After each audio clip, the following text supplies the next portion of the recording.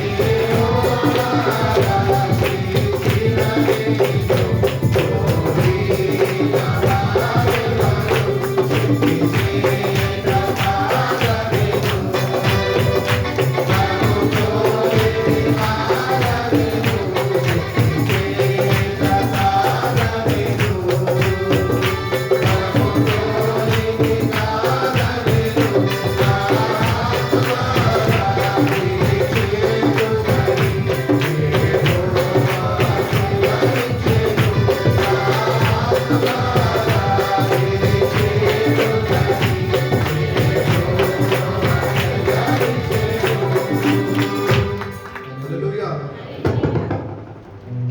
మంచిదండి.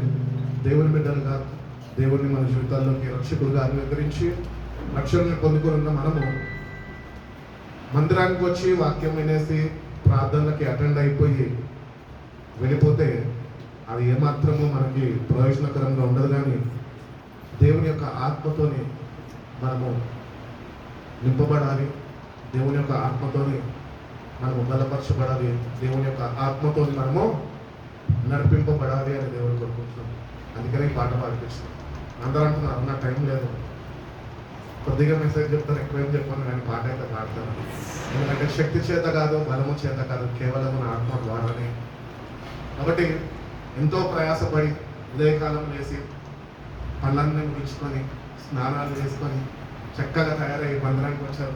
ఎంతో శక్తిని వెచ్చించి వచ్చారు, ఎంతో బలాన్ని ప్రయాసతోని మందిరానికి కాళ్ళు ఈడ్చుకుంటూ రోడ్డు మీద అంతా వచ్చారు. కానీ ఆత్మ లేకపోతే దేవుడు అంటున్నాడు నీవు నా వాడు కాలేవు అని.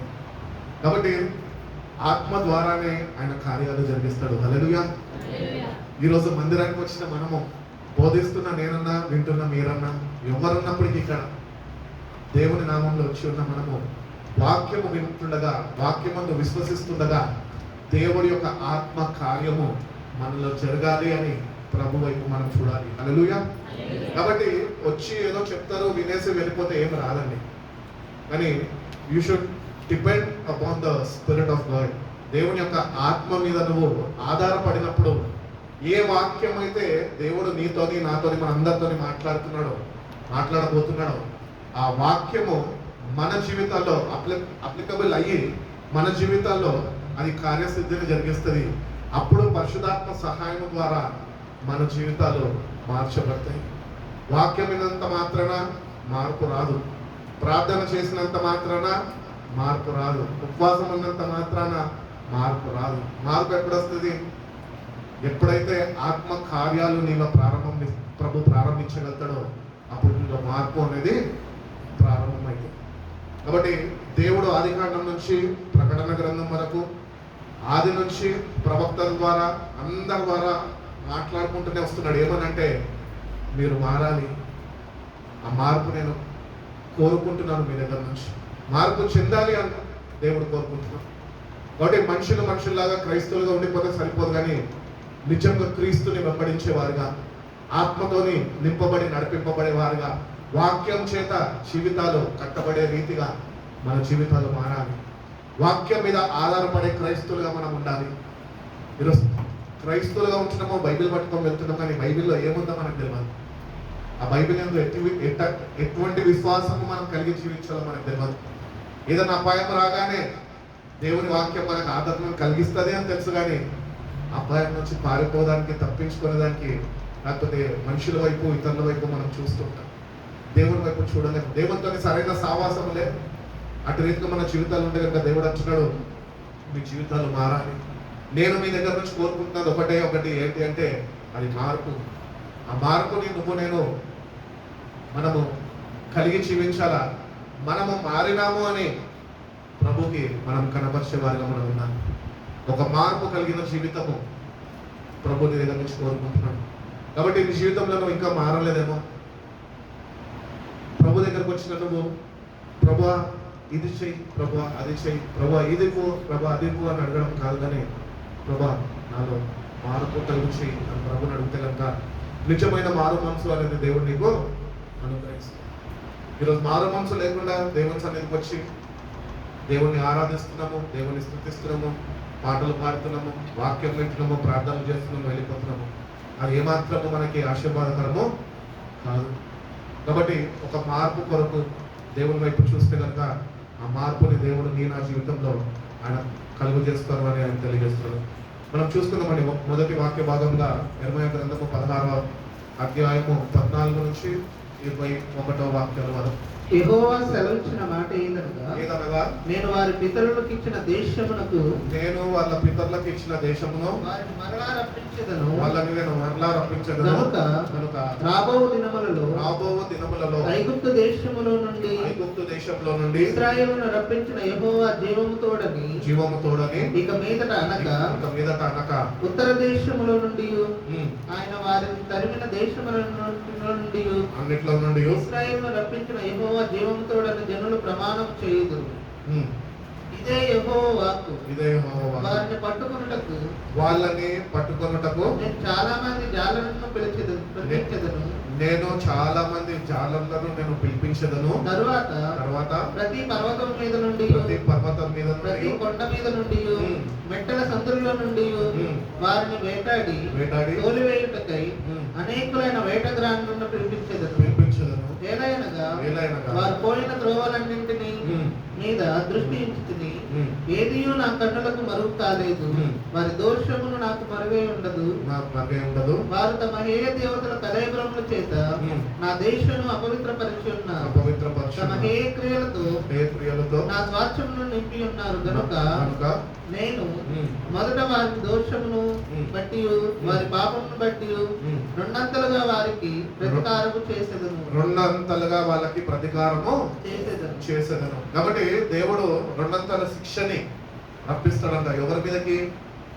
ఎవరైతే వాక్యము విని ఆ వాక్య ప్రకారము జీవించని వారికి, మార్పు చెందని వారికి. మనలాంటి వాళ్ళు కూడా ఏంటి అంటే మందిరానికి వస్తారు, దేవుని నామంలో కూర్చుంటారు, వాక్యం వింటారు, వెళ్ళిపోతారు.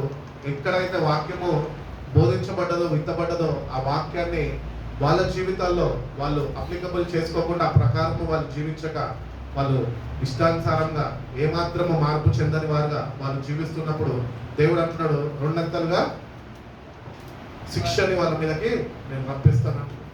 కాబట్టి ఈ మనుషుల్ని పట్టే జారాలని ఆయన పంపిస్తాడంట. ఎవరు వీళ్ళు?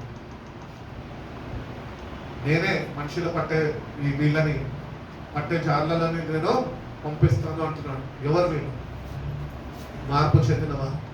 నిజమైన మారు మనసు నీకుంటే మార్పు చెందని వారి దగ్గరికి నువ్వు వెళ్ళగలుగుతావు. ఈరోజు నిజమైన మారు మనసు నీకు లేదు కనుకనే మారిన వారు మారని వారు ఎవరు నువ్వు ఆ వ్యత్యాసాన్ని గుర్తించలేకపోతావు. కాబట్టి మార్పు చెందాలి. నువ్వు మారితే ప్రభు అంటున్నాడు కదా మత్తయి సువార్త 4:19 మిమ్మల్ని మనుషులు పట్టే జాలరుగా నేను చేస్తాను అంటున్నాడు.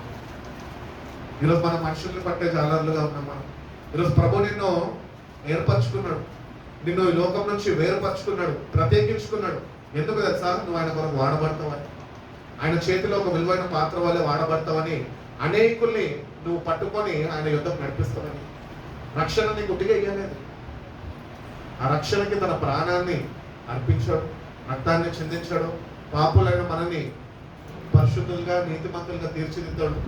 ఈరోజు ఆయన సొత్తుగా మనని ఆయన కాచి కాపాడుకుంటున్నాడు. కాబట్టి దేవుని బిడ్డలుగా ఉంటున్న మనము ఈరోజు దేవుని కొరకు ఎట్టి రీతిగా ఉపయోగకరమైన జీవితాలు కలిగి ఉంటున్నాం మనం.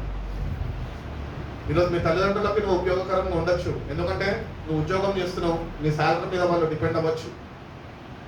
ఈరోజు నువ్వు ఇతరులకి ఉపయోగకరంగా ఉండొచ్చు, ఇతరులు నిన్ను బట్టి వాళ్ళు నీ మీద ఆధారపడుతుండొచ్చు. కానీ నీ జీవితం ఎట్టి రీతిగా ఉండాలంటే నువ్వు ప్రభు మీద ఆధారపడేది వాడిగా ఉండాలి. అట్టి రీతిగానే ప్రభు కొరకు ఉపయోగకరమైన పాత్రగా ఒక వ్యక్తిగా నీ జీవితం మార్చబడాలి. ప్రభు చేతిలో నువ్వు వాడబడాలి. ప్రభు అదే మీ దగ్గర నుంచి కోరుకుంటున్నావు. కాబట్టి ఈరోజు ఈ యాత్రని ముగించుకొని మనము కానీ తిరిగి ప్రభు దగ్గరకు ఒక రోజు వెళ్ళబోతాం కనుక ప్రభుకి ఏం లెక్కప్ప చెప్తాము? ప్రభు ఒకటే ఒక ప్రశ్న అడుగుతాడు. ఏమడుగుతాడు తెలుసా? నా కొరకు నువ్వు ఏమి చేస్తావని అడుగుతాడు. ప్రభా నీ కొరకు ఎస్ఆర్ నగర్లో ఎన్ఆర్ గాస్పుల్ చర్చ్ ఇచ్చవలసిన ఫిలిప్పన్న దగ్గర ఎవ్రీ సండే వెళ్ళాను కదా ప్రభా, రోజు మానక ప్రతి ఒక్క ప్రార్థనకు వెళ్ళాలి కదా ప్రభా, ఉపవాసం ఉండమంటే ఉపవాసం ఉన్నా కదా ప్రభా, ఆల్నైట్ పెడితే ఆల్నైట్ వెళ్ళినా కదా ప్రభా అంటే ఎవరు చేయమన్నాడు ఇవన్నీ నేను అని అడుగుతాను. ఫిలిప్పన్న చేయమన్నాడు అంటే మీద నాకు కూడా ఉంటుంది. అక్కర్రీతిగా కాదండి. నిజమైన మార్పు చెంది ప్రభా ఈ కొద్ది కాలంలో ఈ జీవితంలో నీ కొరకు వాడబడే విలువైన పాత్రగా నీ ఆత్మతో నన్ను నింపి నన్ను వాడుకో ప్రభా. నీకు అందుబాటులో నేను ఉన్నాను, నీకు అనుకూలంగా నేను ఉన్నాను, నీ వైపే నేను చూస్తున్నాను, నీ కొరకు వాడబడడానికి నేను ఇష్టపడుతున్నాను ప్రభా అని నువ్వు హృదయంతో నేను ఆయన చెప్పగలితే కనుక, హృదయం నింపి ఆయన చెప్పగలితే కనుక ప్రభు తన ఆత్మతో నేను నింపుతాను. ఆయన ఆత్మతో నింపబడాలండి ప్రతి ఒక్కరము. అందుకనే యువల గ్రంథంలో కూడా అట్లా అంత్యదినంలో నా ఆత్మని సర్వజనుల మీద నేను కుమ్మరిస్తాను అంటున్నాడు ప్రభు. కాబట్టి క్రైస్తవులుగా మిగిలిపోవడము దేవుని చిత్తం కాదు, కానీ క్రైస్తువులు మారి ఆత్మని పొందుకోవడము దేవుని చిత్తమై ఉన్నది. కాబట్టి దేవుని చిత్తంని మన జీవితంలో నెరవేర్చాలి అంటే మనం ఆత్మ మీద ఆధారపడాలి, ఆత్మ నడిపింపులో మనం ఉండాలి, దేవుని వైపు మనం చూడాలి, వాక్యం మీద ఆధారపడాలి, వాక్యం అందు విశ్వసించాలి. అప్పుడే నువ్వు దేవుని కొరకు వాడబడతావు. నీ అంతా నువ్వు వాడబడలేవండి. ఈరోజు చాలా మంది అంటూ ఉంటారు నేను సేవ చేస్తున్నానండి. ఏం సేవ చేస్తున్నా? జీతం కొరకు సేవ చేస్తున్నా లేదండి. దేవుడు నీకు ఇచ్చిన భారం ఏంటి? నశించుచున్న ఆత్మలని ఎట్టి రీతిగా ఆయన వెతికి రక్షించుకున్నాడో ఆ సేమ్ ఉద్యోగం ఏదైతే ఆయన చేసుకున్నాడో పని అది నీకు కూడా అప్పగించుకున్నాడు. కాబట్టి నీ జీవితంలో రక్షణ పొందుకున్న నువ్వు నీ కుటుంబంలో రక్షణ లేని వారి నిమిత్తము నువ్వు ప్రార్థన చేస్తూ వాళ్ళని క్రీస్తులోనికి నువ్వు నడిపించే వాడిగా నువ్వు ఉండాలి. నీ కుటుంబంలో నువ్వు ప్రభు కొరకు అట్టి రీతిగా వాడబడాలి. అట్టి రీతిగా నీ సమాజంలో నువ్వు ఎక్కడైతే ఉంటున్నావో ఆ స్థలంలో నీ ఫ్రెండ్స్ మధ్యన నువ్వు ఒక క్రైస్తవుడిగా ఉండిపోవడానికి దేవుడి చిత్తం కాదు, కానీ ఒక క్రైస్తవుడిగా ఉంటూ దేవుని ఆత్మతో నింపబడి అనేకుల్ని దేవుని వైపు నడిపించేవాడుగా సమాజంలో ఉండాలి అనేది దేవుని యొక్క చిత్తం. మందిరంలో నువ్వు ఎట్లుండాలి తెలుసా? మందిరంలో నువ్వు వాడబడే విలువైన పాత్రగా నువ్వు ఉండాలి. అది దేవుని చిత్తమై ఉన్నది. కాబట్టి దేవుని కొరకు ఏ ఏ స్థలాల్లో ఎట్టి రీతిగా వాడబడుతున్నావు? నువ్వు క్రైస్తవుడుగానే ఉంటున్నావు, కానీ ప్రభు చేతిలో వాడబడతలేదే. పోనీ ఇంట్లో వాడబడుతున్నావా? వాడబడతలేదు. పోనీ ఆఫీస్లో వాడబడుతున్నావా? వాడబడతలేదు. మందిరంలో వాడబడుతున్నావా? వాడబడతలేదు. మరి ప్రభు కొరకు ఎక్కడ వాడబడుతుంది? ప్రభు ఎట్లా వాడుకుంటాడు? మనం ఆ శక్తి మనలో లేదే. ప్రభువా నన్ను వాడుకొని నోరిప్పి అని అడగలేకపోతున్నామే, ఆయన వైపు చూడలేకపోతున్నామే, ఆయన అనుగ్రహించిన పరిశుద్ధాత్మని పొందుకోలేకపోతున్నామే, మన జీవితాలు మార్చుకోలేకపోతున్నామే. మన ప్రభు కొరకు ఎట్లా వాడబడతామండి? వాడబడలేము. అందుకనే దేవుని బిడ్డలుగా రక్షణ పొందుకున్న మనందరము దేవుని వైపు చూస్తూ ఆయనకు ఒకటే ఒక మాట చెప్పాలి. ఏంటి అంటే, ప్రభా అంత్య దినాల్లో ఉంచినామో, రాకడ సమయంలో ఉంచినాము, నువ్వు ఇచ్చిన రక్షణను కాపాడుకునే కృపని మా పట్ల మీరు విస్తరింపజేస్తూ అట్టి రీతిగానే అనేక నశించుచున్న వారిని నీ యొద్దకు నడిపించే బలమైన ఆత్మాభిషేకము నాకు దయచేయి ప్రభు అని ప్రభుని అడిగితే కనుక, ప్రభు నిన్ను ఈ అంత్య దినాల్లో నీ కుటుంబంలో కానీ, నువ్వు ఉంటున్న సమాజంలో కానీ, నువ్వు ఉంటున్న మందిరంలో కానీ దేవుడిని నువ్వు వాడుకోవడానికి ఆయన సిద్ధంగా ఉన్నాను. నేను సిద్ధపడాల్సింది మనమే.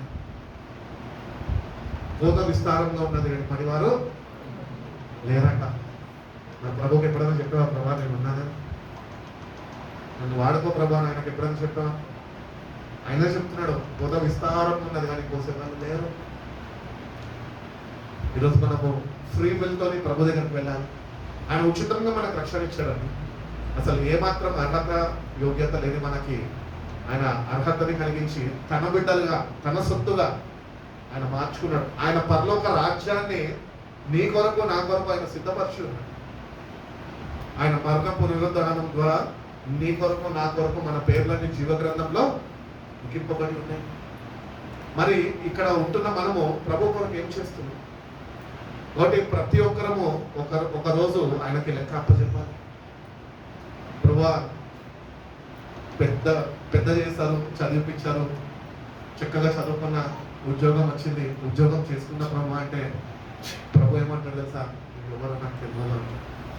ఎందుకంటే నువ్వు ఆయన కొరకు, ఆయన పట్ల ఏమాత్రము ఆలోచన లేకుండా శ్రద్ధ వహించక నువ్వు నిష్టానుసారంగా నీ కొరకు స్వార్థపూర్వకంగా నువ్వు జీవించు. ప్రభు కొరకు ఏమాత్రము నువ్వు జీవించలేకపోయావు. అందుకనే నువ్వు ఎవరు నాకు తెలియదు, నా రాజ్యంలో నీకు స్థానము లేదు అనేస్తున్నాను. కాబట్టి ఎప్పుడు మరణం సంభవిస్తుందో మనకు తెలియదు, ఎప్పుడు ఏమవుతుందో మనకు తెలియదు, ఎప్పుడు ప్రభు రాబోతాడో మనకు తెలియదు. కాబట్టి ఇటువంటి అంత్య దినాలలో, రాకడ సమయంలో ఉంటున్న మనము అట్లీస్ట్ ఇప్పుడన్నా మేలుకొని ప్రభు వైపు చూస్తూ, ప్రభా ఎప్పుడు ఏమవుతుందో నాకైతే తెలియదు కానీ ప్రభా నేను బ్రతికిన ఈ కొద్ది దినాల్లో నీ కొరకు నేను వాడబడతాను ప్రభా అని నువ్వు ప్రభు వైపు చూసి ఆయన పంపిన పరిశుద్ధాత్మని కానీ నువ్వు పొందుకోగలితే, నీ జీవితాన్ని నువ్వు మార్చుకోగలితే, ఒక మార్పు చెందగలితే ప్రభు తప్పక తన ఆత్మతో నిన్ను నింపుతాను. విలువైన బలమైన సాధనము వలె ఆయన నిన్ను వాడుకోవాలని ఇష్టపడుతున్నాను. ఒకవేళ ఇంకొకటి గుర్తించాలి, ఒకవేళ దేవుని బిడ్డగా రక్షణ పొందుకున్న నువ్వు కానీ ప్రభు చేతిలో వాడబడకపోతే అపవాది నిన్ను వాడుకుంటాడు. చాలా మంది అంటుండొచ్చు, లేదంటే నేను ప్రభు చేత వాడబడతలేదు కానీ అపవాది చేత అయితే వాడబడతలేదు అని. ఇద్దరే నిన్ను వాడుకుంటారు ఈ భూమి మీద. వాడుకుంటే ప్రభు నిన్ను వాడుకోవాలి, లేకపోతే అపవాది నిన్ను వాడుకుంటాడు. కాబట్టి ఎవరి కొరకు వాడబడుతున్నావు? నీ జీవితాన్ని ఎక్కడ ఖర్చు చేస్తున్నావు? ఎవరి కొరకు ప్రయాసపడుతున్నావు? ప్రభు కొరకు ప్రయాసపడు. అందుకని కొరింథీయులకు రాసిన పత్రికలో ఉంటుంది కదా, ప్రభునందు నా ప్రయాస వ్యర్థం కాదు. కాబట్టి ప్రభు ఎందుకు నీ ప్రయాస వ్యర్థం కాదు. ఈ లోకంలో దేనికి ప్రయాసపడినా అది వ్యర్థమే. సంపాదిస్తావేమో, కష్టపడి సంపాదించి కూడేసుకుంటావేమో, అంత వ్యర్థమే. నువ్వు చనిపోయినప్పుడు ఏమి తీసుకుని లేదా? కానీ ప్రభునందు నువ్వు ప్రయాసపడితే అది వ్యర్థం కాదు. నీ కొరకు ప్రభు దాని ప్రతిఫలము నీ కొరకు ఆయన పరలోక రాజ్యంలో ఆయన దార్శించు. కాబట్టి ప్రభు కొరకు ప్రయాసపడేవారుగా మన జీవితాలు ఉండాలి అని ప్రభు కోరుకుంటున్నాను. కాబట్టి నేటి నుంచన్నా ప్రభా నీ కొరకు నేను ప్రయాసపడతానే, నేను ఎట్టి రీతిగా నీ కొరకు వాడబడాలో నువ్వు అట్టి రీతిగా నన్ను మార్చు ప్రభా, అట్టి రీతిగా నన్ను మలుచుకో ప్రభా, నీ వైపు మలుచుకొని ప్రభా, నువ్వు నన్ను వాడుకో ప్రభా అని ప్రభు నేను అడిగితే కనుక ప్రభు తప్పక నిన్ను ఆయన వాడుకోవడానికి ఇష్టంగా ఉన్నాను. కాబట్టి ఏదో రక్షణ పొందుకున్నా నిన్ను విడిచిపెట్టేదే ప్రభు ఆయన నీ వైపే చూస్తున్నాడు. ఎందుకు తెలుసా? నువ్వు ఆయన కొరకు వాడబడతావేమో, నువ్వు ఆయన నోరిప్పి అడుగుతావేమో ప్రభా నన్ను కూడా వాడుకోవాలి, నువ్వు ఆయన అడుగుతావేమో అని ఆయన నీ వైపు చూస్తున్నాడు. కానీ మన దగ్గర నుంచి స్పందన లేదే, రెస్పాన్స్ అనేది మన దగ్గర నుంచి లేదు. ఎవరన్నా క్వశ్చన్ అడిగితే, ఎవరన్నా ఏదన్నా అడిగితే వాళ్ళు ఏం ఎక్స్పెక్ట్ చేస్తారండి? కరెక్ట్ ఆన్సర్ ఎక్స్పెక్ట్ చేస్తారు. ఏదో ఆన్సర్ ఎక్స్పెక్ట్ చేయదు కదా, కరెక్ట్ ఆన్సర్ ఎక్స్పెక్ట్ చేస్తారు. అట్టి రీతిగానే ప్రభు కూడా నీ వైపు నా వైపు చూసినప్పుడు ఆయన సరైన జవాబు కొరకు ఎదురు చూస్తున్నాడు. మనం ఏం చెప్తున్నాం తెలుసా? ప్రభుకి జవాబు ఇవ్వకుండా ఆయనకి సాకులు చెప్తున్నాం. ప్రభువా, మా అమ్మని చూసుకుంటున్నా, మా నాన్నని చూసుకుంటున్నా, వీళ్ళని చూసుకుంటున్నా, వాళ్ళని చూసుకుంటున్నా అని ప్రభుకి సాకులు చెప్తూ ఆయన కొరకు వాడబడక వాళ్ళు తప్పించుకొని తిరుగుతున్నారు. కాబట్టి ఇటు వారందరినీ పట్టుకోనికి ఆయన ఛానళ్ళని ఏర్పరచుకుంటారు. కాబట్టి ఈ ఛానళ్ళు వచ్చి వాళ్ళు నేను ఏం చేస్తారంటే వాళ్ళు వాక్యంలో స్థిరపరుస్తారు. ఆ వాక్యంలో స్థిరపరచబడాలి. అట్టి రీతిగానే నువ్వు కూడా వాళ్ళ వల్లే మనుషుల్ని పట్టుకునే ఛానళ్ళ వల్లే నీ జీవితం కూడా మార్చబడాలి. దేవుని రాజ్యము కట్టాలండి. ఒక బిల్డింగ్ కట్టాలంటే ఒక మేస్త్రిని పిలుస్తాము, పనివారిని పిలుస్తాము, మెటీరియల్ తెప్పిస్తాము, మిషన్ ఆన్ చేస్తాము, బిల్డింగ్ కట్టబడుతుంది. మరి ప్రభు రాజ్యం కట్టబడాలంటే ప్రభు గొప్పవాడు కదండి, ఆయన కట్టుకుంటాడు కదా అంటున్నా. ప్రభు రాజ్యము కట్టబడాలంటే అది ఎవరి ద్వారా కట్టబడాలంటే అది కేవలం నీ ద్వారానే కట్టబడాలి. ఆ రాజ్యాన్ని నువ్వు కడతావనే, ఆ రాజ్యంలో నువ్వు ఉంటావనే ఆయన నువ్వు ఏర్పరచుకున్నావు. బిల్డింగ్ కన్స్ట్రక్షన్ స్టార్ట్ చేసినాక వర్క్ ఫినిష్ చేయకపోతే దానికి ఏముంటుంది టైటిల్? అన్కన్స్ట్రక్టెడ్ బిల్డింగ్. అట్టి రీతిగా మన జీవితాలు కూడా ఈరోజు పరలోక రాజ్యము చేరడానికి మనం ఇంకా సంపూర్ణతలోనికి రాలే. మనం ఇంకా కట్టబడుతున్నాం. ఈ కట్టబడే ప్రక్రియలో మనము సరిగ్గా శ్రద్ధ వహించకపోతే కనుక నువ్వు కూడా అన్కన్స్ట్రక్టెడ్ మిగిలిపోతావు. దేవుని రాజ్యంకి నువ్వు ఏమాత్రమో చేరలేవు. అందుకని వాక్యం చేత నువ్వు ప్రతినిత్యము నేను సరిచూసుకుంటూ నీ జీవితాన్ని వాక్యం చేత కట్టుకుంటూ దేవుని వైపు చూస్తూ దేవుడు పంపిన పరిశుద్ధాత్మ మీద నువ్వు ఆధారపడితేనే నువ్వు కట్టబడతావు. అనేకుల్ని ప్రభు యొక్క రాజ్యంలోనికి చేర్చేవాడిగా దేవుడు నిన్ను వాడుకుంటాడు. కాబట్టి దేవుడు ఇచ్చిన ఈ జీవితాన్ని వృధా చేయకు. ఆయన కొరకు ఖర్చు పెట్టు. ఇప్పటి వరకు ఈ లోకంలో ఖర్చు పెట్టి మొత్తము వృధా చేసేసావు. కానీ ఇంకా కొద్దిగా సమయం నీకు దేవుడు ఇస్తున్నాను.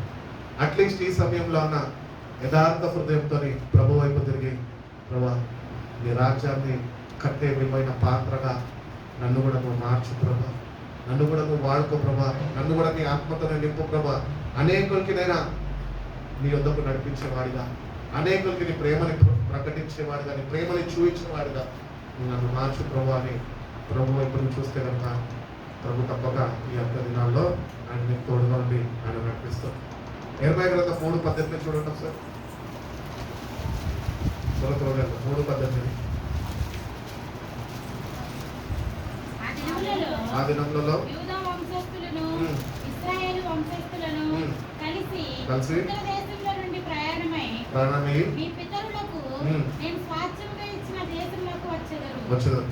నేను బిడ్డలలో నిన్నెట్లు ఉంచుకొని రమ్య దేశమును జనుల స్వాస్థ్యములలో రాజకీయ స్వాస్థ్యమును నేను ఎట్లు నీకు ఇచ్చేదని అనుకుంటున్నాని నీవు నా తండ్రి అని నాకు మొరపెట్టి నన్ను మానవనుకుంటుని కదా. 18 చదివినమ్మా. 3:18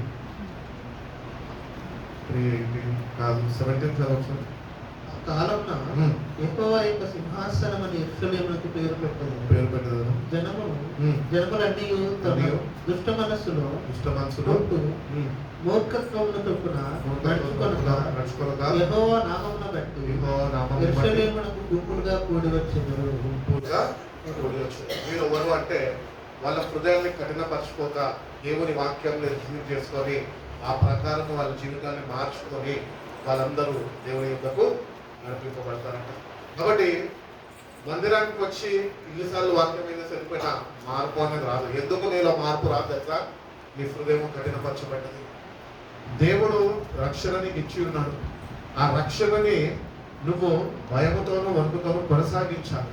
ఒకవేళ రక్షణ పొందుకున్న నువ్వు కానీ రక్షణ విషయంలో ఒకవేళ శ్రద్ధ వహించకపోతే దేవుడు చూస్తాడు. తర్వాత నీ హృదయాన్ని అయినా కఠినపరచబడడానికి ఆయన అప్పగించేస్తాడు. అప్పుడు నువ్వు మార్పు చెందాలి అని ఒకవేళ నువ్వు అనుకున్నా కూడా నువ్వు మారలేవు.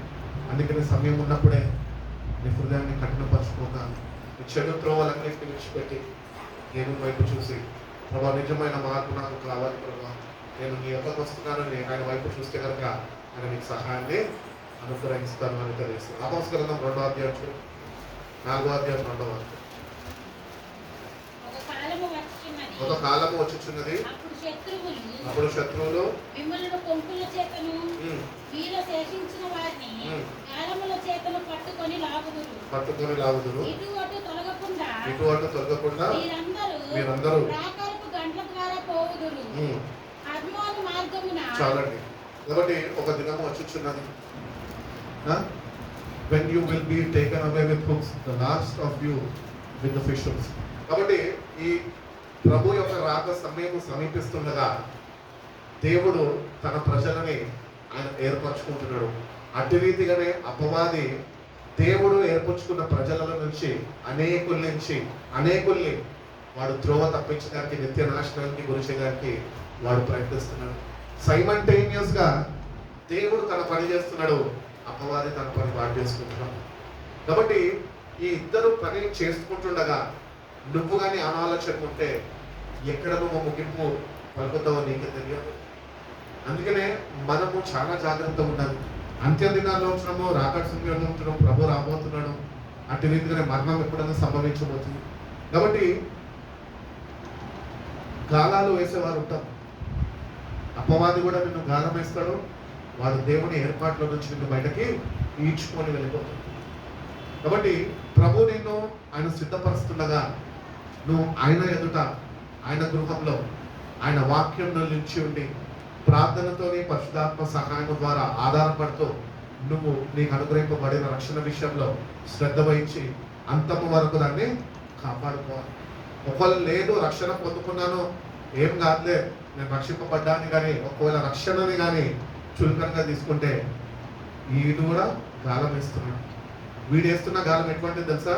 అది ప్రభు యొక్క ఏర్పాటు నుంచి నేను బయటకు ఈడ్చుకోగలుగుతుంది. అంత మాత్రమే కాక ఈ జీవితంలో నీ జీవితాన్ని మొత్తము సక్రమయం చేస్తుంది. అటు రీతిగానే నిత్య నాశనానికి అది నిన్ను నడిపిస్తుంది. కాబట్టి ఈ సమయంలో ఉంటున్న మనం ప్రభు నిన్ను ఏర్పరచుకున్నాడు కనుక ఆ ఏర్పాట్లను ఉన్నవాని నువ్వు ప్రతినిత్యము వాక్యము చేత, ప్రార్థన సహాయము చేత, పరిశుధాత్మ మీద ఆధారపడుతూ నువ్వు సరి చూసుకోవాలి. ఒకవేళ నువ్వు నీ రక్షణ విషయంలో నువ్వు శ్రద్ధ వహించకపోతే నీ రక్షణ నువ్వు పోగొట్టుకుంటావు. రక్షణ ఉచితంగా ఇవ్వబడ్డది అంత చులకనగా తీసుకోవడానికి లేదు. ఎందుకంటే రక్షణ నీకు అనుగ్రహింపబడ్డది. ఎందుకంటే నువ్వు రక్షింపబడతావని, ఆ భయంకరమైన నరకం నుంచి నువ్వు తప్పించబడతావని ప్రభు నీ కొరకు, నా కొరకు, మనందరి కొరకు కల్వరి సిలువలో 2024 సంవత్సరాల క్రితము నేను ప్రాణం పెట్టి ఉన్నాను. ఆ రక్షణను ఉచితంగా ఇచ్చి ఉన్నాను. కాబట్టి ఎందరైతే ఆయన యుద్ధకు వచ్చి ఆయన సంపూర్ణ విశ్వాసము కలిగి వాళ్ళ పాపాలు ఒప్పుకొని ఆయన కార్చిన రక్తం చేత పాప క్షమాపణ పొందుకొని ఆయన కొరకు నిందారహితమైన జీవితం జీవిస్తారో వాళ్ళు మాత్రమే ప్రభు యొక్క ఏర్పాటులో వాళ్ళు సిద్ధపడేవారుగా ఉంటారు. కాబట్టి మనం ప్రభు యొక్క ఏర్పాటులో ఉంటున్నాం. ఇప్పుడు మనందరినీ ప్రభు ఏర్పరచుకున్న మనం ఈరోజు ఏం కలిగి ఉండాలంటే సిద్ధపాటు కలిగి ఉండాలి, సిద్ధపడాలి. ప్రభు నిన్ను సిద్ధపరుస్తాడు. వాక్యము చేత, ప్రార్థన చేత, పరిశుద్ధాత్మ ద్వారా ఆయన నిన్ను సిద్ధపరుస్తాడు. మరి ఆయన సిద్ధపరచాలి అంటే మందిరానికి వస్తే ఆయన సిద్ధపరచలేడు. ఆయనతోని నీకు అనుదిన సావాసం ఉండాలి. అన్యోన్య సావాసం పరిశుద్ధాత్మతో నీకు ఉన్నప్పుడే ఆ సిద్ధపాటు అనేది నీకు అనుగ్రహింపబడుతుంది. కాబట్టి 2 రోజులు దేవునితో మాట్లాడక, బైబిల్ చదవక, పరిశుద్ధాత్మ నడిపింపులను లేక ఒకవేళ ఉండిపోతే కనుక నువ్వు ఒక లోకస్తుడికి మిగిలిపోతావు. అందుకని ప్రతిదినము వాక్యం చదవాలా, ప్రతిదినము వాక్యం చేత వెలిగింపబడాలా, ప్రతిదినము ప్రార్థన మీద ఆధారపడాలా, ప్రభు వైపు విశ్వాసాన్ని కనపరచాలా. అటు రీతిగానే ప్రభు పంపుతున్న పరిశుధాత్మ శక్తి ద్వారా మనం అన్నీ చేయగలగాలి. అందుకని నన్ను బలపరచుకోవడం నిమిత్తం నేను సమస్తము చేయగలను అంటున్నాను. ప్రభు నిన్ను బలపరుస్తాడు. ఆయన పరిశుద్ధ రాకడ కొరకు సంఘాన్ని అనగా నిన్ను నన్ను అందరినీ ఆయన సిద్ధపరుస్తున్నాడు. మరి సిద్ధపరుస్తున్నప్పుడు మనము శ్రద్ధ వహించి తగిన సిద్ధపాటులో మనం ఉన్నామా? ఆ సిద్ధపాటు నీకు నిజంగా ఉన్నదా? ఏ క్షణమైనా ఏ నిమిషమైనా ప్రభు వస్తే నువ్వు ఎత్తబడతావా? ఆ నిరీక్షణ, విశ్వాసం నీలో ఉన్నదా? నువ్వు చేసిన పాపాలన్నింటినీ క్షమాపణ పొందుకున్నావా? ఇవన్నీ నువ్వు సరిచూసుకోకపోతే కనుక సిద్ధపాటు లేని వాడిగా నువ్వు మిగిలిపోతావు. ప్రభు వస్తాడు. ప్రభు ఎప్పుడు వస్తాడు? మనం ఎప్పుడైతే రాడు అనుకుంటామో అప్పుడే వస్తాం. అర్థమైందా? మనం ఎప్పుడైతే బిజీగా మన పనులలో ఉంటాం, ప్రాజెక్ట్ వర్క్లో, ఆఫీస్లో బిజీగా ఉంటామో నీ పనులలో ఉంటావు, ప్రభు పనులో ప్రభు ఉంటాడు. అందుకనే క్రైస్తవుడికి వాక్యము, పరిశుధాత్మ 2 చాలా అవసరం. నీలో వాక్యం లేకుండా, పరిశుద్ధాత్మ సావాసం లేకుండా తగిన సిద్ధపాటు నీకు ఉండదు. నీ ఆఫీస్లోనే నువ్వు కూర్చుంటావు, ప్రభు వస్తాడు. ఎందరైతే సిద్ధపాటు కలిగి ఉన్నారో ఏర్పరచబడిన వారు సైతం వాళ్ళని తీసుకొని వెళ్ళిపోతారు. నేను క్రైస్తుంటే కదా రక్షణ పొందుకున్నా కదా, నేను ఎందుకు విడబడిపోయినా నెత్తి నోరు కొట్టుకుంటే ఏమి రాడదు. కాబట్టి దేవుడు ప్రత్యక్షం అవ్వే గడియ రాకమునిపే నీ జీవితాన్ని సరిదిద్దుకో. నీ జీవితాన్ని సరిదిద్దుకొని ఒక నిశ్చయత కలిగి ఉండు. ఏంటంటే ఏ నిమిషమైనా, ఏ క్షణమైనా ప్రభు ఒకవేళ మధ్యాకాశంలో ప్రత్యక్షమైతే నేను తగిన సిద్ధపాటు కలిగి ఉన్నాను, నేను ఆయనను ఎదుర్కొంటాను. అటు నిరీక్షణ, అటు విశ్వాసము, అటు రక్షణ ఆనందము నాలో ఉన్నది. ఎవరిలో ఉంటుంది తెలుసా ఇది? ప్రతిదినము వాక్యం చేత వెలిగింపబడుతూ ఆ ప్రకారం జీవితాన్ని సరిదిద్దుకుంటూ ప్రార్థన సహాయము, పరిశుద్ధాత్మ సహాయంతో ఎందరైతే ప్రతిదినము వాళ్ళని వాళ్ళు సరిదిద్దుకుంటూ వాళ్ళని వాళ్ళు సిద్ధపరచుకుంటూ ఉంటారో వాళ్ళు మాత్రమే ప్రభుని ఎదుర్కోగలుగుతారు. కాబట్టి ప్రభుని ఎదుర్కొనే వాళ్ళని మనం అందరం ఉంటున్నాం. కాబట్టి నీకు ఇవ్వబడిన రక్షణ నువ్వు ఏమాత్రమో నిర్లక్ష్యం చేయదు. ఫిబ్రవరి రాసే పత్రిక 4:11 చూడండి. 4:11 ఆయన దృష్టికి కనబడని సృష్టి ఏదియో లేదు. మనము ఎవరికి లెక్క అప్పచెప్పవలసి ఉన్నదో ఆ దేవుని కనులకు సమస్తము మరుగు లేక సమస్తము తేటగా ఉన్నదంట. కాబట్టి ఆయనకి నువ్వు, నేను, మనందరము చేస్తున్న ప్రతి ఒక్క పని ఆయనకు తెలుసు. ఏది మరుగుపరచబడలేదు, అన్నీ ఆయన చూస్తున్నాడు. మనందరం అంట ఒకరోజు ఆయన ఎదుట నిలబడి మనం ఆయనకి లెక్క అప్పచెప్పేవారు కావచ్చు. దేవుడు యవన వయసు ఇచ్చాడు, సమయాన్ని ఇచ్చాడు. సమయాన్ని వృధా చేస్తుంటే నువ్వు వృధా చేస్తున్న సమయాన్ని కూడా నువ్వు లెక్క అప్పచెప్పేవాడుగా ఉంటున్నావు. కాబట్టి ప్రభు ఎవరిని ఒట్టిగా ఇచ్చిపెట్టాడండి. రక్షణ ఒట్టిగా ఇయ్యాల, ప్రాణం ఒట్టిగా పెట్టలేదు. ఆయన విలువ చెల్లించాడు, వెల చెల్లించాడు అక్కడ. కాబట్టి వెల చెల్లించాడు కాబట్టి ఆయనకి అధికారం ఉన్నది నేను లెక్కని చూచడానికి. నువ్వు ఏమేమి చేసావు అన్నీ ఒకరోజు ఆయన ముందు నువ్వు చెప్పాలి. అమ్మా, నేను ఇంతగా ప్రేమించానే, నీకు ఇంత సమయం ఇచ్చానే, నేను ఇచ్చిన సమయంలో నువ్వు ఎందుకు మారలేదు, మారు మనసు ఎందుకు చెందలేదు, నా కొరకు ఎందుకు నువ్వు బ్రతకలేదు, నా వైపు ఎందుకు నువ్వు చూడలేదు, వాక్యంతో జీవితం ఎందుకు సరిదిద్దుకోలేదు, నా ఆత్మని నువ్వు ఎందుకు పొందుకోలేదు, ఆత్మ చేత ఎందుకు నడిపింపబడలేదు అని ప్రభు అడుగుతాడు. ఇక్కడ ఏదో ఉన్నాము, వాక్యం చెప్తున్నాము, నెట్టి నోరు పట్టుకొని వాక్యం చదవండి, ప్రార్థనలు చేయండి, ఆత్మని పొందుకోండి అని చెప్తున్నామంటే ఎందుకు? ఒకరోజు అడుగుతాడు. మేము చెప్పకపోతే మమ్మల్ని అడుగుతాడు. వింటున్న మనముంటే మనల్ని అడుగుతాడు. ఒకటి ఈరోజు మన జీవితము ఒకటి భయభక్తులు కలిగి ఉంటారు. ఏంటంటే ఒక దినము ప్రభుకి లెక్క అప్పచెప్పేవారు. నువ్వు చేసిన ప్రతి ఒక్క పని నీ తల్లిదండ్రులకు తెలియకపోయి ఉండొచ్చు, నీ చర్చ్లో వాళ్ళకి, నీ పాస్టర్కి తెలియకపోయి ఉండొచ్చు. నువ్వు ఏ పని నీ ఫ్రెండ్స్ దగ్గర దాచింపు కూడా నువ్వు ఏవైతే చేసి ఉన్నావో అవన్నీ ప్రభు ఒకరోజు నువ్వు లెక్క అడుగుతావు. కాబట్టి ఇప్పుడు వరకు ఎన్నెన్నో పాపాలు చేస్తుంటావేమో, ఆ పాపానికి ఇంకా నిజమైన మారు మనసు చెందక దేవుడు అనుగ్రహిస్తున్న పాప క్షమాపణను పొందుకోలేదేమో. కానీ అయినా దేవుడు నీకు ఒక శుభవార్త తెలియజేస్తున్నాడు. ఏంటి అంటే, నేను నువ్వు నా దగ్గరకు వచ్చిన కనుక నువ్వు కానీ నీ హృదయాన్ని నా వైపు తిప్పి, నువ్వు కానీ నిజంగా పశ్చాత్తాపడితే, నువ్వు నిజంగా కానీ నీ జీవితాన్ని నువ్వు మార్చుకుంటే, నువ్వు ఇప్పటికన్నా నువ్వు నా కొరకు జీవించడం ప్రారంభించగలితే, నువ్వు చేసిన ప్రతి ఒక్క పాపాన్ని నేను నేడే ఇప్పుడే తుడిచివేస్తాను. ఇంకా మరి ఎప్పుడు నేను అది జ్ఞాపకము చేసుకోను. కాబట్టి ఈ పాప క్షమాపణ అనేది మనము బ్రతికి ఉన్నప్పుడే, భూమి మీద ఉన్నప్పుడే, మనలో తుది శ్వాస ఉన్నప్పుడే మనకు ముందుకోవాలి. అప్పుడు ప్రభుకి లెక్క చెప్పాలి అవసరం లేదు. ఎందుకంటే ప్రభు అన్ని క్షమించేసాడు. నిందారహితుడుగా ఆయన బిడ్డ వలె నువ్వు జీవించడం ప్రారంభించే వరక, ఇంకా జీవించిన కొద్ది కాలము ప్రభు కొరకు జీవించిన వరక ప్రభు యొక్క రాజ్యంలోనికి ఆయన నిన్ను నడిపించుకున్నాడు. కాబట్టి నీ పాపాలు ఇంకా క్షమింపబడక కానీ నువ్వు ఇంకా నీ అపరాధాల గురించి దేవుడు అనుగ్రహించిన క్షమాపణ నువ్వు పొందుకోకపోయి ఉంటే కనుక నువ్వు తప్పక ఆయనకి ఒక రోజు లెక్క అప్పచెప్పాలి. అందుకని అంటూ ఉంటాడు కదా, నీ పాపాలన్నింటి నేను సముద్రపు అడుగు భాగంలో వేసేసి ఇంకెప్పటికీ నేను వాటిని జ్ఞాపకం చేసుకోని మాట్లాడుతాం. కాబట్టి మన పాపాలన్నింటినీ క్షమాపణ కావాలి. ఎన్నో పాపాలు చేస్తుంటాం. మనం ఎన్ని పాపాలు చేస్తుంటాం చెప్పాలా? మనకు గుర్తులేనట్టు చేస్తుంటాం. తలంపుల ద్వారా, చూపుల ద్వారా, మాటల ద్వారా, క్రియల ద్వారా, నడక ద్వారా, ప్రవర్తన ద్వారా ఎన్నో పాపాలు. పొద్దున లేస్తే ఏవో ఒక పాపాల్లో పడిపోతూ ఉంటాం. ఎందుకంటే మనుషులకు బలహీనం. అందుకనే ప్రతిదినము బలహీనమైన మనము దేవుని వాక్యము చేత, ప్రార్థన, పరిశుద్ధాత్మ చేత ప్రతిదినంకి కావాల్సిన నూతన బలం పొందుకుంటూ ఉండి ఆ పాపంలో పడిపోకుండా పవిత్రమైన దేవుని దృష్టికి అంగీకారమైన జీవితము మనము జీవించేవారుగా మనం ఉండాలి అని ప్రభు కోరుకుంటున్నాం. అందుకని అంటున్నాడు, క్రీస్తునందు ఉన్నవారు నూతన సృష్టి, పాతవన్నీ గతించుకోవాలి. నీ అలవాట్లు, నీ చూపులు, తలంపులు, నీ దోస్తులతో కూర్చొని ముచ్చట్లు పెట్టే మాటలు ఇవన్నీ బంద్ చేసుకోవాలి. యూజువల్లీ చాలా మంది గర్ల్స్ హాస్టల్స్ చేస్తుంటే ఏముండదు కనవాలి. బైబిల్లో చెప్పినట్టు ముస్తఫా ముచ్చట్లన్నీ ఎక్కడ ఉంటాయంటే గర్ల్స్ హాస్టల్లో ఉన్నాయని చెప్పగలుగుతాను నేను. అది ఇట్లాంటిదే ఇది అట్లాంటిదే అని చెప్తారు. వాళ్ళు ఉన్నప్పుడు ఏం మాట్లాడదు. దాని తర్వాత మళ్ళీ స్టార్ట్ చేస్తారు. ఇవన్నీ మానుకోవాలా. ప్రభు చెప్తున్నాడు మానుకోవాలి. నువ్వు ఎక్కడన్నా ఉండవు, ప్రభు కొరకు ఒక విలువైన పాత్ర వలె, ఒక గుర్తింపు పొందిన దేవుని బిడ్డగా నీ జీవితంలో మారింది అని నీ ఫ్రెండ్స్ గుర్తించాలి. నీ మాస్టర్ గుర్తించడం రాదు. నీ మాస్టర్కి వచ్చి నువ్వు చెప్పడం రాదు, అయ్యా నేను మారాడు ప్రభు, మారాడు మాస్టర్ గారు మాస్టర్కి చెప్పడం రాదు. ప్రభు నిన్ను చూసినప్పుడు నిజమైన మార్పును చెందాలి. కాబట్టి ప్రతి ఒక్క పాపం ఏవేవైతే చేసేవో ఇంకా కొన్ని పాపాలు మనలో దాగి ఉన్నాయి. వాటికి క్షమాపణ ఇంకా ప్రభు దగ్గర నుంచి మనకి అనుగ్రహింపబడలేదు.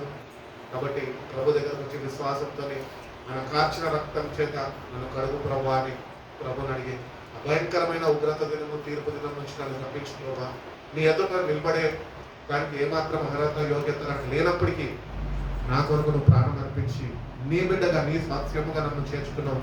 నీ ఎదుట నేను నిందారహితుడిగా ఉండే రీతిగా నా జీవితాన్ని మార్చు ప్రభు అని ప్రభుని అంటే కనుక ప్రభు తప్పక నీకు సహాయం చేస్తుంది. మత్తయి సువార్త 16వ అధ్యాయం వెళ్తామండి. మత్తయి సువార్త 16వ అధ్యాయము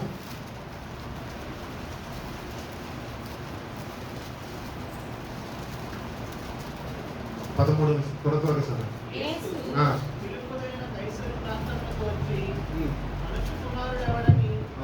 చెప్పుకొనుచున్నారని తన శిష్యులను అడుగగా వారు కొందరు బాప్తిస్మమిచ్చు యోహాననియు, కొందరు ఏలియా అనియు, మరి కొందరు ఇర్మియా అనియు, లేక ప్రవక్తల్లో ఒకడనియు చెప్పుకొనుచున్నారని. అందుకైన మీరైతే నేనెవడని మీరు అనుకుంటున్నారని చెప్పుచున్నారని వారిని అడిగాను. అందుకు సీమోను పేతురు, నీవు సజీవుడవగు దేవుని కుమారుడవైన క్రీస్తు అని చెప్పాను. అందుకు యేసు, సీమోను బరియోనా, నీవు ధన్యుడవు, పరలోకమందున్న నా తండ్రి ఈ సంగతి నీకు బయలుపరచునే గాని నరులు నీకు బయలుపరచలేదు. కాబట్టి దేవుడు మనకి బయలుపరచాలి. ప్రభు ఎవరో మనం తెలుసుకోవాలి. ప్రభు ఎవరంటే, ప్రభు ఎవరు? సజీవుడు. ప్రభు ఎవరు చెప్పండి. సజీవ వాక్యం చెప్పమంటలే, ప్రభు ఎవరు అని మిమ్మల్ని అడుగుతున్నాను. వాక్యం చెప్పమంటలేదు. ప్రభు ఎవరు అని వాళ్ళని అడిగాడు కదా, ఎవరు అనుకుంటున్నారు నేను అని అన్నాడు కదా. అప్పుడు శ్రీమోన్ అంటున్నాడు, నువ్వు సజీవమైన దేవుని కుమారుడు క్రీస్తువే అంటున్నాడు. అట్టి రీతిగానే ఇది మనుషుల ద్వారా నీకు బయలుపరచబడలేదు, కానీ దేవుని ద్వారానే నీకు బయలుపరచబడ్డది. కాబట్టి ఈరోజు క్రైస్తవులు అనగానే అనుకుంటుంటారు, రక్షణ పొందుకుంటే, లేకపోతే రక్షణ పుచ్చుకుంటే, లేకపోతే రక్షణలోకి వచ్చేస్తే యేసయ్య తెలిసిపోయాడు. అంతేనా? లోకంలో అందరికీ తెలిసి యేసయ్య.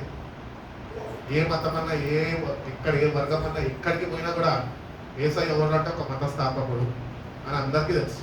ఆయన మత స్థాపకుడు కాదు, అది తప్పు. ఆయన మార్గమై ఉన్నాడు. ఆయన సజీవమైన దేవుని కుమారుడై ఉన్నాడు. మనిషి స్వరూపము ధరించుకొని మానవులను రక్షించడానికి ఒక లోక రక్షకుడుగా ఆయన దిగి వచ్చి ఉన్నాడు. కాబట్టి ఆయనని ఎవరు, మనము రక్షణ పొందుకున్న మనము, మన రక్షకుడు ఎవరో మనము తెలుసుకోవాలి. నువ్వు ఎప్పుడైతే ఆయనతో సరైన సావాసం కలిగి ఉంటావో, ఎప్పుడైతే నీ సావాసం ఆయనలో బలపరచబడుతుందో, ఎప్పుడైతే నీ జీవితము వాక్యంతో నింపబడుతుందో, కట్టబడుతుందో, అప్పుడు ఆ రక్షకుడు ఎవరో నువ్వు తెలుసుకోగలుగుతావు. ఈరోజు మనందరికి యేసయ్య మాత్రమే తెలుసు, ఆయన రక్షకుడు అని తెలుసు, అంతే. దాని అనుభవాలు లేవే. ఎక్స్పీరియన్సెస్ లేవు ఆయనతో మనకి. కానీ దేవుడు ఏం కోరుకుంటున్నాడు తెలుసా? నువ్వు నన్ను రియాలిటీలో ఎక్స్పీరియన్స్ అవ్వాలి. మందిరానికి వచ్చేసి దేవుడు ఆత్మ దిగుతున్నది, అందరూ ప్రార్థనలో ఉండండి అని చెప్తే అప్పుడు అనుభవించడం కాదు. నీ వ్యక్తిగత జీవితంలో ప్రభుని నువ్వు కలవాలి, ప్రభుత్వం నువ్వు మాట్లాడాలి, ప్రభుత్వాన్ని నువ్వు ముచ్చటించాలా, ప్రభుత్వాన్ని నువ్వు సాహసించాలా, ప్రభుత్వం నేను సాహసం బలపరచబడాలి. ప్రతిదినం నీకు ఇష్టమైన వ్యక్తితో ఎట్లయితే నువ్వు మాట్లాడుతావు అట్లా ప్రతిదినం ప్రభుత్వం నువ్వు మాట్లాడాలి. అప్పుడే నీ దేవుడు ఎవరో నీకు తెలుస్తుంది. ఈరోజు చాలా మంది క్రైస్తవులకి దేవుడు ఎవరో తెలియదు, కానీ దేవుడిని ఆరాధిస్తారు. ఆయన ఎంత గొప్పవాడో తెలియదు, కానీ వచ్చేసి మందిరంలో ఏమో మా దేవుడు గొప్పవాడు అని చెప్తా ఉంటారు. కానీ బయటకు వెళ్ళగానే ఆయన ఎవరో నీతో ఎవరో. అటు విశ్వాసం కానీ అటు రీతిగా ఉండదండి. ప్రాక్టికల్గా you have to experience your God in your life. మా ఇంట్లో నన్ను చిన్నప్పటి నుంచి క్రైస్తవ కుటుంబంలో కలిసారు. నేను ఆ పెద్దవాళ్ళందరూ చూసాను. వాళ్ళందరూ ప్రభు మీద ఆధారపడడం చూసాను. అటు రీతి కదా నేను కూడా వాళ్ళు చెప్పినప్పుడు వినలేదు, కానీ వాళ్ళందరూ వాళ్ళ యాత్రను గురించుకొని ప్రభు దగ్గరకు వెళ్ళిపోయినాక వాళ్ళు నేను ప్రారంభించారు అదే రోజు. ఏంటంటే ప్రభు ఎవరో తెలుసుకోవాలి, ప్రభుత్వాన్ని కలిసి జీవించాలి, ప్రభుత్వాన్ని ప్రతిదినము మాట్లాడాలి, ప్రభుత్వాన్ని నేను సాహసించాలి, ప్రభుత్వాన్ని నా సావాసము రోజు అంచెలంచెలుగా బలపరచబడాలి. ప్రభు ఉన్నాడు అని నేను అతిశయించాలి, ప్రభువుని బట్టి నేను ధైర్యంగా ఉండాలి, ప్రభువుని బట్టి నేను ఆనందించాలి. ఎప్పుడు నా ముఖంలో చిరునవ్వు ఉండాలి, ఎందుకంటే నా ప్రభు ఎవరో నాకు తెలుసు. అటు రీతిగా ప్రభుని ప్రతిదినము అనుభవించాలండి. You have to experience God every day in your life. ఏదో మందిరానికి వచ్చినప్పుడు ప్రార్థన కూడికి వెళ్ళినప్పుడు లేకపోతే ప్రార్థన చేసుకున్నప్పుడు కాదు. నీ వ్యక్తిగత జీవితంలో ప్రతిదినము ప్రభుత్వం నీకు సహవాసం ఉండాలి. ప్రభు యొక్క సన్నిధిని, ప్రసన్నతని, ప్రభు యొక్క సహవాసాన్ని నువ్వు వ్యక్తిగతంగా అనుభవించేవాడుగా ఉండాలి. అదే రీతిగా నీ సహవాసం బలపరచబడాలి అని నేను కోరుకుంటున్నాను. కాబట్టి సిద్ధాంతం చెప్తున్నాడు, అది నీకు దేవుడు నీకు బయలుపరిస్తేనే అది నీకు తెలియచేయబడ్డది. కాబట్టి మనకు కూడా మన దేవుడు ఎవరో మనము తెలుసుకోవాలి. అటు రీతిగా ఏమంటున్నాడు దాని కింద, నీవు పేతురవు ఈ బండ మీద నా సంఘమును నేను కట్టుకుందును, పాతాళలోక ద్వారాలు దాని ఎదుట నిల్వలేరని నేను మీతో చెప్పుచున్నాను. పరలోక రాజ్యం యొక్క తాళపు చెవులు మీకు ఇచ్చేదను. దేన్ని బంధించుదువో అది పరలోకమందు బంధింపబడును, దేన్ని విప్పుదువో అది పరలోకంలో విప్పబడును అని వారితో చెప్పాను. అటు రీతిగానే ఒక్క నిమిషం చెప్పాను. 23 నుంచి చెప్పండి. అయితే ఆయన పేతురు వైపు తిరిగి, సాతానా నా వెనుకకు పొమ్ము, నీవు నాకు అభ్యంతరం కారణమై ఉన్నావు.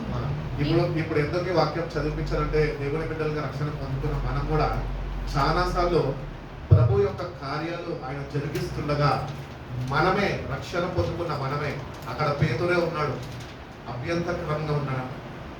అటు రీతిగానే మన జీవితాలు కూడా ప్రభు యొక్క కార్యాలు జరగలేకుండా ప్రభుకి అభ్యంతరకరంగా మనం ఉంటున్నామేమో జీవితాన్ని ఒకసారి చూసుకోవాలి. ఎందుకంటే నువ్వు అభ్యంతరకరంగా ఉంటే కనుక ప్రభు యొక్క కార్యాలు జరగదు. ప్రభుకి ఎట్లుండాలో మనం అభ్యంతరకరంగా ఉండదు, కానీ అనుకూలంగా ఉండాలి అని ప్రభు కోరుకుంటున్నాడు. ఒకటి నీ జీవితం నిజంగా ప్రభుకి అనుకూలంగా ఉండాలి అని నువ్వు ఇష్టపడుతుంటే కనుక నీ జీవితాన్ని ప్రభు వైపు చూడు. ప్రభు నీకు అనుకూలంగా నేను ఉన్నాను అని ఆయనతో చెప్పు.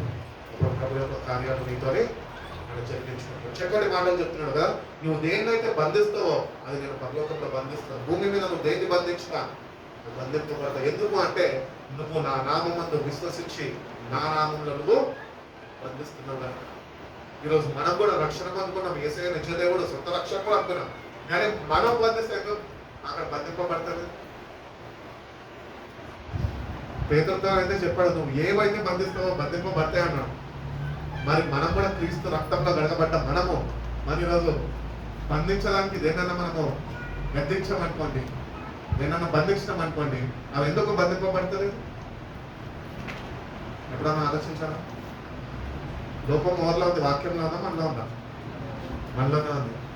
ఎందుకు బంధింపబడతలేదు తెలుసా? నీకు ఆయనతో సరైన సాహసం లేదు. అందుకే నీ సావాసం ఎప్పుడైతే సరి చేయబడుతుందో నువ్వు ఏమి బంధిస్తావు బంధింపబడతాయి. అవి భూమి మీద కానీ పరలోక రాజ్యం ముందు కానీ. ఎందుకంటే నీ సావాసమైనటువంటి రీతిగా నువ్వు సరి చేసుకున్నావు కనుక. అందుకనే మన సావాసం ఈరోజు ఎట్లుండాలి అంటే ఆయన నామంలో మనం దేన్ని బంధించినా అవి బంధిస్తానని చెప్తున్నాడు. అంటే సావాసం నీకు ఆ ర్యాపు ఆయనతో ఉండాలి. ముఖ్యమంత్రి అందరికీ తెలుసు, రేవంత్ రెడ్డి. వ్యక్తిగతంగా ఎవరికి తెలుసు? నాకు తెలుసు. ఎందుకంటే నేను ఇక్కడికి వచ్చినా ఆయన మా ఫ్రెండ్ వాళ్ళ అన్న అవుతాడు. అటు రీతిగా నాకు తెలుసు. అటు రీతిగా నాకు ప్రభుత్వం కూడా తెలుసు. కాబట్టి అందరికీ తెలుసు ఏసయ్య. నేను వ్యక్తిగతంగా నీకు తెలుసా? ఎందుకంటే ఏమి నువ్వు బంధించిన బంధింపబడతలేదు. అటు దౌర్భాగ్య స్థితిలో మనం కానీ ప్రభుత్వం నాకు అధికారం ఇచ్చి ఉన్నది. ఆయన నామంలోనే అధికారం దాగి ఉన్నది. అధికారాన్ని మనము ఎట్టి రీతిగా వాడాలని మనం నేర్చుకోవాలి. ఆయనతో సరైన సావాసం నువ్వు కలిగి ఉన్నప్పుడు ప్రభు నీకు అనుమతినిస్తాడు, ప్రభు నీకు శక్తినిస్తాడు. అప్పుడు నువ్వు దేన్ని బంధిస్తే అవి బంధింపబడతాయి. ఆయన నామం నిన్ను ఉచ్చరిస్తుండగా కార్యాలు జరుగుతాయి. నువ్వు ఆయన నామంని ఎత్తి పలుకుతుండగా చీకటి శక్తులు, అపవాది శక్తులు అన్నీ మారిపోతాయి. అట్టి విశ్వాసము, అట్టి ఆత్మ కుమ్మరింపుతో మనం నిలబడాలి అని దేవుడు కోరుకుంటున్నాడు. క్రైస్తులుగా మిగిలిపోతే ప్రభుకి ఏమాత్రము సంతోషకరం కాదు. కానీ క్రైస్తువులు ఎట్లా ఉండాలంటారు సార్? దేవుడు కోరుకుంటున్న రీతిగా భూమిని కళ చేసే వారిగా వాళ్ళు ఉన్నారు. అపోస్తులను అట్టి రీతిగా నేను ఏర్పరచుకున్నాను. వాళ్ళకి చదువు లేదు, ఏం లేదు, విద్య లేని పామని, కానీ దేవుని వాక్యంని విశ్వసించి దేవునికి అట్టగట్టబడి ఆయన మీద ఆనుకొని దేవుని ఆత్మతో నింపబడినప్పుడు వారు భూమిని తలకిందులుగా వాళ్ళు చేయగలిగారు. కాబట్టి అటు పునరుద్ధారణ శక్తితో మనం నింపబడాలి అని దేవుడు కోరుకుంటున్నాం. అదే కింద చదువుకుంటారండి సేమ్ వాక్యంలో 24 నుంచి. చూచి తను తాను ఉపేక్షించుకొని సిలువనెత్తుకొని నన్ను వెంబడించెను. తన ప్రాణము రక్షించుకొని కోరువాడు వాడు దాన్ని పోగొట్టుకొనును. నా నిమిత్తము ప్రాణము పోగొట్టుకొనువాడు వారి ప్రాణం పోగొట్టుకున్నవాడు దాన్ని దక్కించుకొని. ఒక మనుషుడు లోకమంతా సంపాదించుకొని తన ప్రాణము పోగొట్టుకొనుట కంటే అతనికి ఏమి ప్రయోజనము? ఒక మనుషుడు తన ప్రాణములకు ప్రతిగా ఏమి ఇవ్వగలడు? చాలండి. కాబట్టి మనము ఈ భూమి మీద ఉంటున్నాము. ఈ భూమి మీద నువ్వు ఏమి సంపాదించుకున్నా కూడా నీ ఆత్మని పోగొట్టుకుంటే అది నీకు లాభము లేదు అని వాక్యం శ్రమిస్తుంది. కాబట్టి ఈ లోకంలో నువ్వు ఏం సంపాదించకపోయినా పర్వాలేదు. దేవుడు మనం ఎంత ప్రేమించాడంటే ఉండడానికి నీడిచ్చాడు, వేసుకోవడానికి గుండెనిచ్చాడు, తినడానికి ఆహారాన్ని ఇచ్చాడు, ప్రార్థన చేసి హల్లెలూయా స్తోత్రం అని చెప్పి బతకమని ఇచ్చాడు ఈ జీవితాన్ని. మరి మనం ఏం చేస్తున్నాం కదా సార్? ఈ 3 సరిపోదు ప్రభావ, ఈ లోకం నాకు కావాలి ప్రభావ, ఈ ప్రభువుని విడిచిపెట్టి ఈ లోకంలో కష్టపడతాం. మీతోనే మనతో మాట్లాడుతున్నాడు ప్రభు. ఏమంటే ఒకడు ఈ లోకం మొత్తం సంపాదించుకొని ఆత్మని పోగొట్టుకుంటే వాడికి ఏం ప్రశ్న. కాబట్టి ఈ లోకంలో నువ్వు ఎంత పెద్ద పేరు ప్రఖ్యాతలను కలిగి జీవించినప్పటికీ కూడా పరలోక రాజ్యంలో నీకు గుర్తింపు లేకపోతే నువ్వు చేసేదంతా వృధానే. ఈ భూమి మీద కొంతమంది నీతో ఉంటారు, కొద్ది కాలం ఉంటారు, నువ్వే గ్రేట్, నువ్వే గొప్ప అంటారు. వాళ్ళు నిన్ను విడిచిపెట్టబోరు వెళ్ళిపోతారు. నువ్వు వాళ్ళని బట్టి అప్సయిస్తూ వాళ్ళు ఉంటే నన్ను ఇట్లా పోగొట్టేవాళ్ళు, వాళ్ళు ఉంటే నా గురించి ఇంకా చెప్పేటారు, వాళ్ళని అడుగు నేను ఎంత చెప్తాను అని వాళ్ళ వైపు నువ్వు చూస్తున్నాను. నేను ఒకరోజు నువ్వు ప్రభు వైపు చూసేవాడు కదా ఎక్కువ కానీ ఆత్మను నువ్వు పోగొట్టుకుంటావు. కాబట్టి నువ్వు నీ ఆత్మకి బదులుగా నువ్వు ఏది ఇవ్వలేదు, నీ హృదయాన్ని ప్రభు సమర్పించు. ఆత్మ నశించిపోకుండా నిత్య నరకానికి వెళ్ళిపోకుండా కాపాడబడాలి ప్రభు అని ప్రభుత్వాన్ని సరైన సావాసంలో కలిగి జీవిస్తే కనుక ప్రభుని సహాయం చేస్తుంది. కాబట్టి రక్షింపబడ్డానంత మాత్రాన రక్షణ మనకు అనుగ్రహింపబడదు. రక్షణ దినం ఒకటి రాబోతుంది, విమోచన దినం ఒకటి ప్రత్యక్షం కాబోతుంది.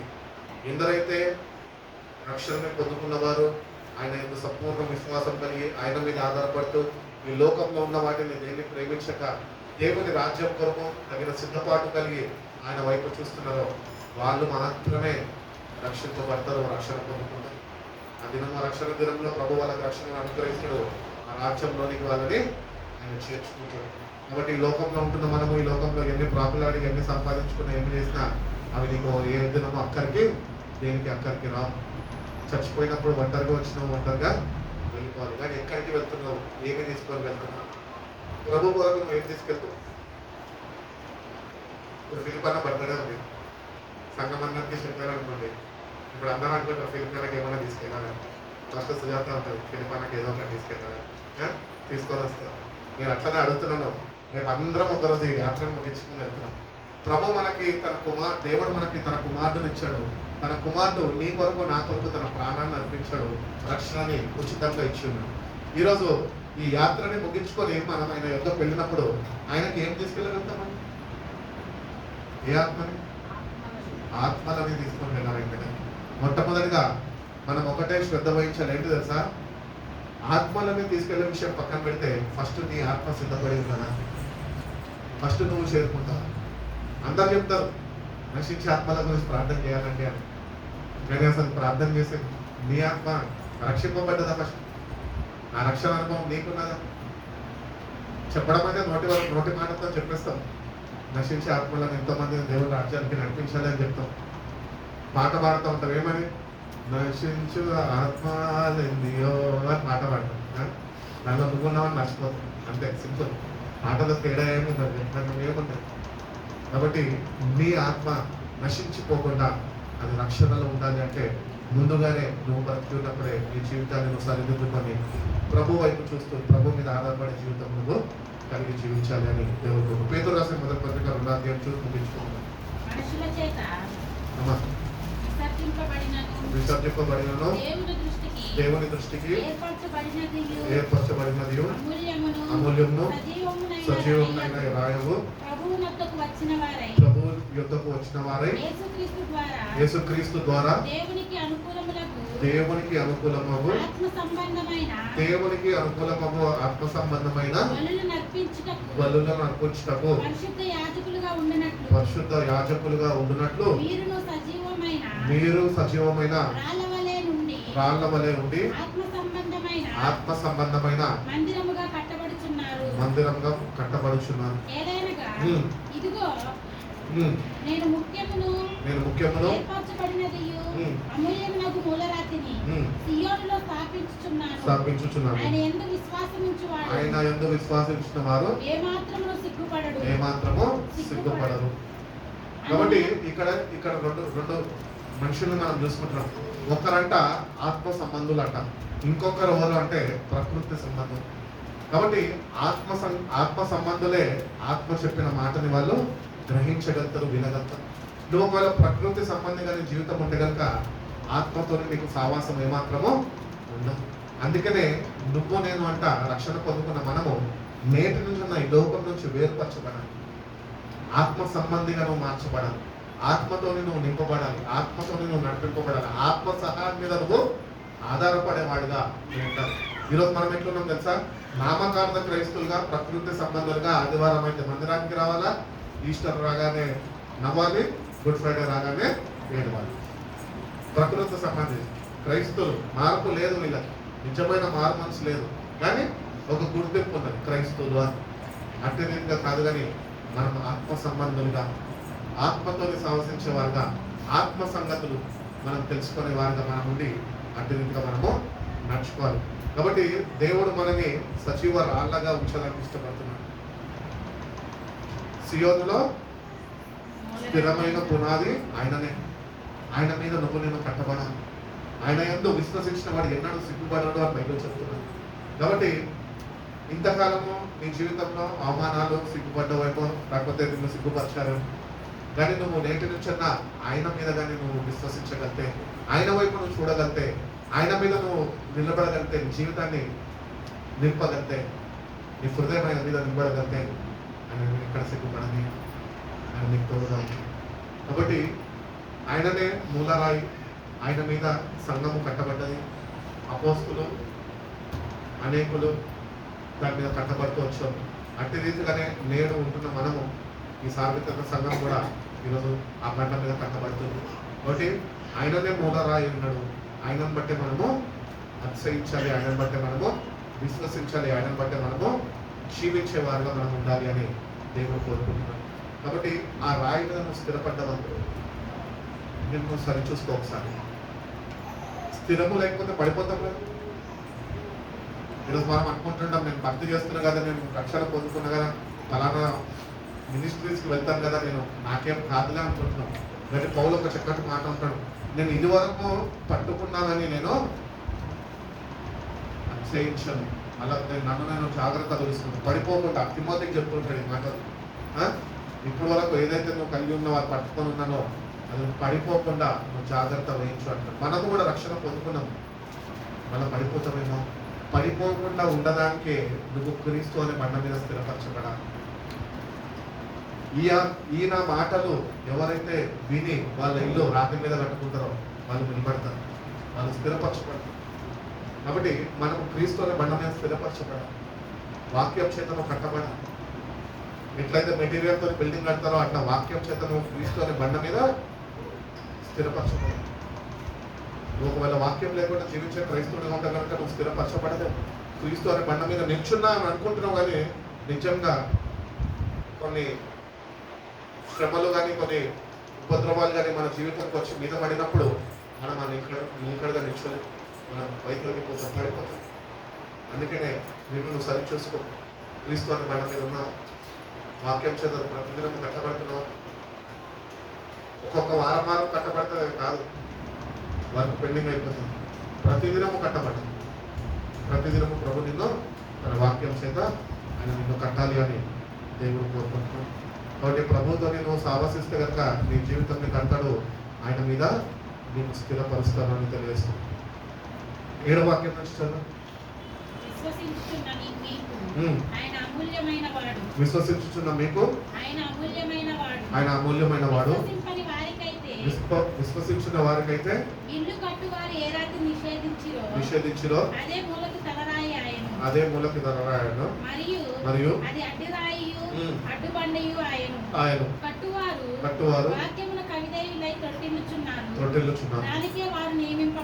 కట్టువారు వాక్యముకు అవిధేయులై తొట్టిల్లుచున్నారు.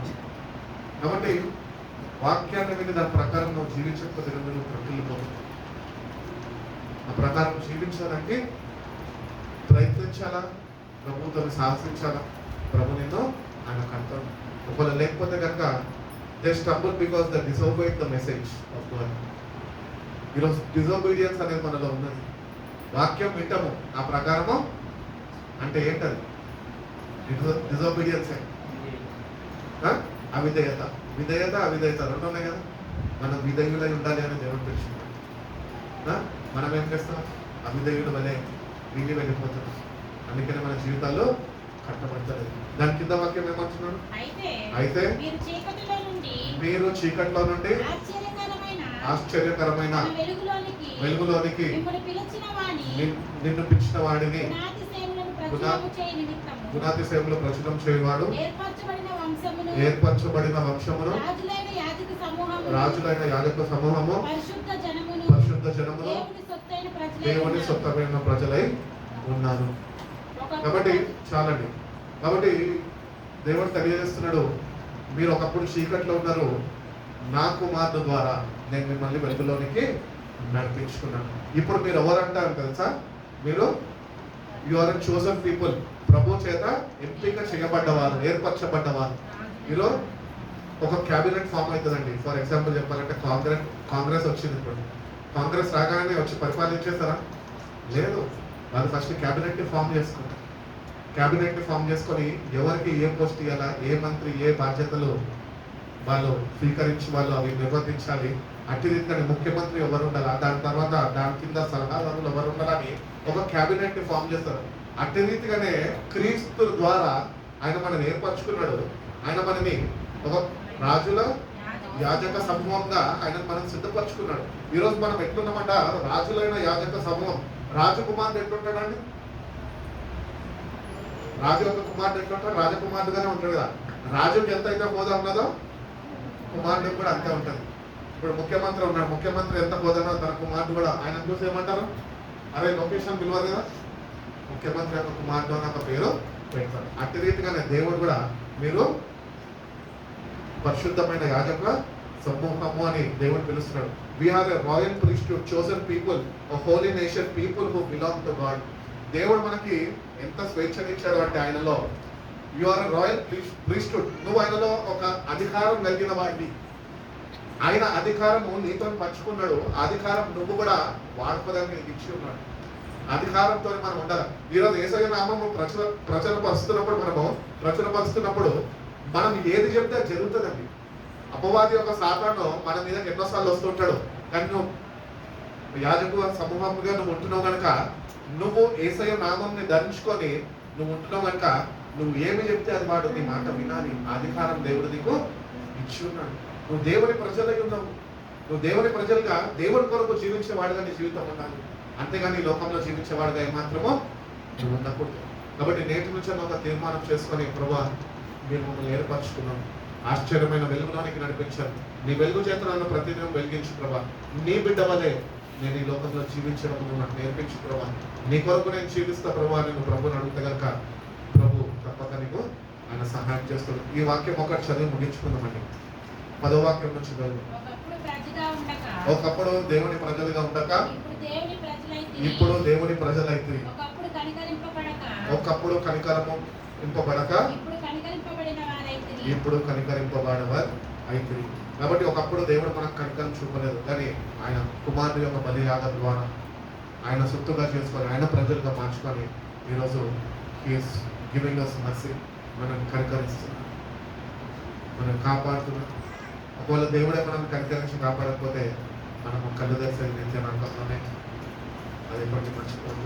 కాబట్టి దేవుని బిడ్డలుగా ఆయన ఏర్పాట్లో ఉంటున్నాము, ఆయన కొరకు జీవిస్తాము, ప్రభు యొక్క పరిశుద్ధ రాకడ కొరకు తగిన సిద్ధపాటు కలిగి జీవిస్తాం. అటువంటి కృప దేవుడు మనందరికీ అనుగ్రహించి మనం నడిపించును గాక. కళ్ళు మూసుకొని చిన్న ప్రార్థన చేసుకుంటాం. పరిశుద్ధ ప్రేమ కలిగిన యేసయ్య, గొప్ప తండ్రి నాయన, మమ్మల్ని ఎంతగానో ప్రేమించి దినాన్ని మా జీవితంలో మీరు అనుగ్రహించి ప్రభా, ఇంటి రీతిగా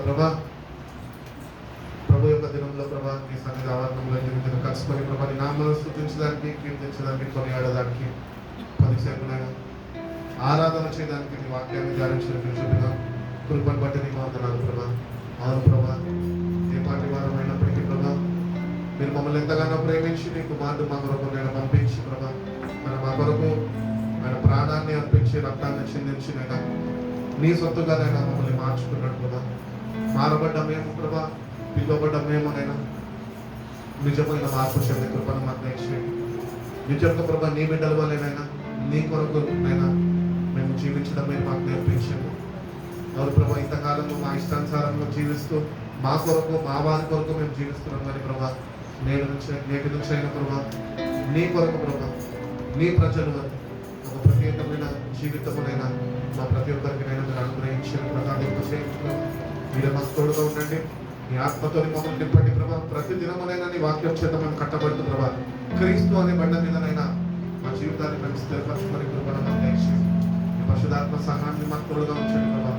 ప్రతి దినమునైనా నీతో సావాసిస్తూ ప్రభా, నీ సావాసంలో బలపడుతూ ప్రభా, పునరుద్ధాన శక్తితో నింపబడుతూ ప్రభా, నీ పరిశుద్ధ రాకడ కొరకు ప్రభా నిందారహితులుగా నీ దృష్టికి అంగీకారంగానైనా మేమునైనా మమ్మల్ని మేము సిద్ధపరచుకునే కృపను మాకు దయచేయండి. వాక్యం చేత ప్రతినిత్యమునైనా మేము ప్రోత్సహింపబడుతూ ప్రభా, వాక్యం చేత ఉత్తర స్నానం చేయబడుతూ ప్రభా మా జీవితాన్ని మేము పరిశుద్ధపరచుకొని ప్రభా నీ కొరకునైనా పరిశుద్ధమైన జీవితమునైనా జీవించే అటువంటి కృపా వాక్యాన్ని మా ప్రతి ఒక్కరికి మీరు దయచేసి నైనా విన్న వాక్యాన్ని మీరు కట్టి ఫలింపచేయండి. వచ్చిన ప్రతి ఒక్క బిడ్డను బట్టి నీకు వందనాలు. నీ కని దృష్టి బిడ్డలపై మీరు ఉంచండి. దుష్టుడి యొక్క కంటి నుంచి బిడ్డలు మీరు తప్పించండి ప్రభా. నీ పరిశుద్ధాత్మతో బలపరచు, క్రీస్తుని బలి మీద స్థిరపరిచి నీ పరిశుద్ధ రాకడ కొరకునైనా బిడ్డను మీరు సిద్ధపరచుకుంటున్నామని యేసయ్య పరిశుద్ధ నామములో ఈ ప్రార్థన ఈ వేడుకుంటున్నాం పరమ తండ్రి.